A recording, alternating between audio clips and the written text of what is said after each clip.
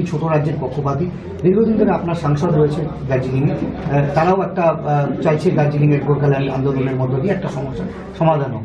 সেইখানে মুখ্যমন্ত্রী এসে যে জেলাগুলোকে ভাগ করছেন, এটাকে আপনারা কোন দৃষ্টিভঙ্গিতে দেখছেন? দেখুন, 2 লাখ লোকের জন্য একটা জেলা, তাহলে 9.5 কোটি লোক আছে পশ্চিমবাংলায়। জেলা যদি তৈরি করলে সমস্যার সমাধান হয়ে যায়, তাহলে কত জেলা কোথায়?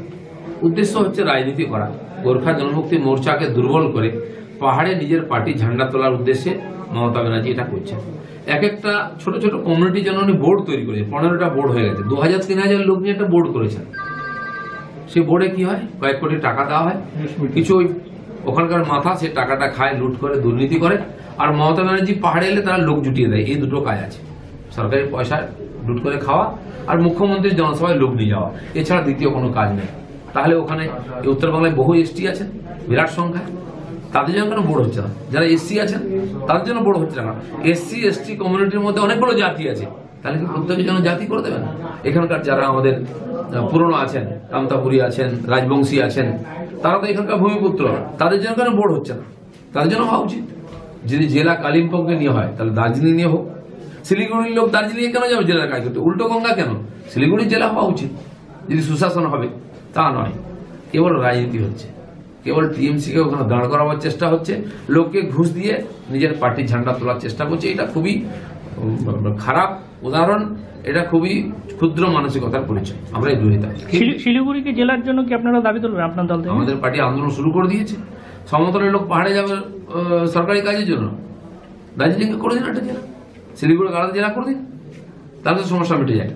সমস্যা তৈরি করছেন উনি, সমস্যা মেটাতে চাইছেন। এই যে গোর্খা জনমুক্তি মোর্চাকে ধ্বংস করে দেওয়ার চেষ্টা হচ্ছে বলছেন পাহাড়ে, সেক্ষেত্রে আপনারা বিজেপির সহায়ক দল হিসেবে গোর্খা জনমুক্তি মোর্চাকে নিয়ে কোনো আন্দোলন গড়ে তোলার চেষ্টা করবেন? দেখুন, গোর্খা জনমুক্তি মোর্চা আমাদের ইলেকশন পার্টনার, ইলেকশনে উনি আমাদের সহযোগী। বাকি ওদের সংগঠন আলাদা, ওদের আদর্শ আলাদা, ওদের নীতি পদ্ধতি ইস্যু আলাদা, আমাদের আলাদা।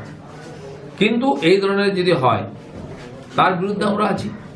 কিন্তু সেটা তো আগে গোর্খা জনমুক্তি মোর্চাকে আসতে হবে, আমাদের সঙ্গে কথা বলতে হবে তাদের সমস্যাটা। ওনারা এখানে সমর্থন করবেন মুখ্যমন্ত্রীকে, তার কাছে টাকা চাইবেন, আর যখন উনি রাজনীতি করছেন তো ওনাদের আর বন্ধু নেই। আমরা তো আছি সবসময় ওনাদের সঙ্গে, ওনার সমস্যা আমরাও জানতে চাই, আমরা এর বিরোধিতা করব এবং আন্দোলন করতে রাজি আছি। কারণ এই ধরনের অপচেষ্টা করে বাংলাকে দুর্বল করা কেবল রাজনীতি ক্ষেত্রে সম্ভব নয়। বিমল গুরুং 3টে বিধানসভার মালিক, 9 লক্ষ লোক, তাও নয় রয়েছে, জিটিএস এর মালিক। তো তাকে রাইভেল ভাবছেন মুখ্যমন্ত্রী কেন? তাকে কমজোর করার জন্য 3 রাত লেগে পড়েছেন। 3টে এমএলএ না জিতলে আপনার কিছু যায় আসে না। বিমল গুরুংকে কমজোর করতে গিয়ে উনি বাংলাকে কমজোর করে দিচ্ছেন, এটা খুব দুঃখের বিষয়।